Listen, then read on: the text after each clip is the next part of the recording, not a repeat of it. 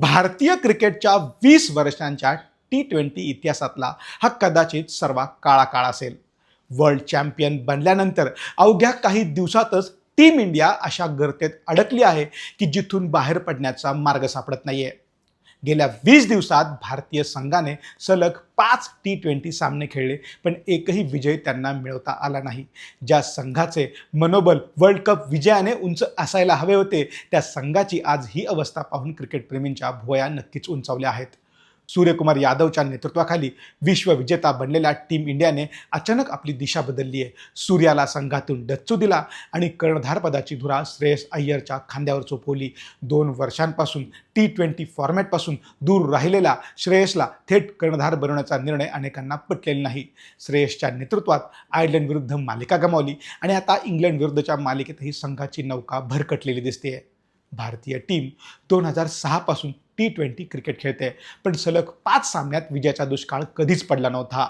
Ireland विरुद्धचा पराभव असो किंवा इंग्लंड विरुद्धची दयनीय स्थिती, भारतीय संघाने नको असलेल्या विक्रमांची मालिकाच लावली आहे. आज ही परिस्थिती ओढावली आहे की उर्वरित सामने जिंकले तरी मालिका जिंकणे आता अशक्य आहे.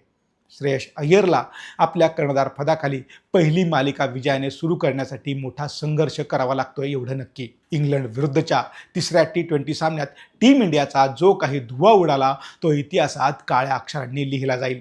पॉवर प्लेच्या 19 चेंडूमध्ये भारताने 5 विकेट्स गमावल्या. IPLमध्ये धुमाकूळ घालणारे फलंदाज आंतरराष्ट्रीय स्तरावर पूर्णपणे अपयशी ठरले आहेत. अवघ्या 76 धावात संपूर्ण संघ गारद झाला आणि 125 धावांनी मिळालेला हा पराभव भारताच्या T20 इतिहासातील आत्तापर्यंतचा सर्वात मोठा पराभव ठरला आहे. जेव्हा MS धोनीसारखा दिग्गज सामना पाहायला येतो तेव्हा टीम इंडियाकडनं चांगल्या खेळाची अपेक्षा असते, पण त्याच दिवशी संघाने नांग्या टाकल्याने चाहत्यांची निराशा झाली आहे. तिलक वर्मा असो की वैभव सूर्यवंशी, युवा खेळाडूंचा फॉर्म चिंतेचा विषय बनला.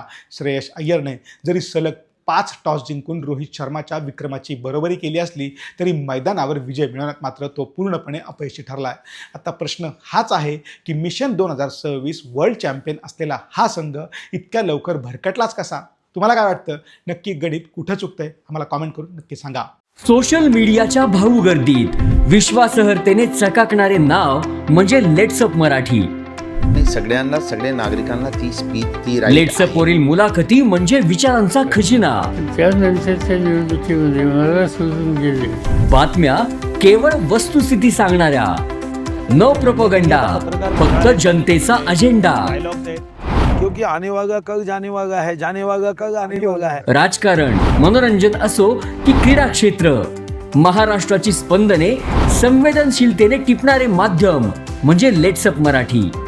जगासोबत एक पाऊल पुढे राहण्यासाठी लेट्सअपचे ॲप, सोशल मीडिया आणि वेबसाईट सोबत कनेक्टेड रहा.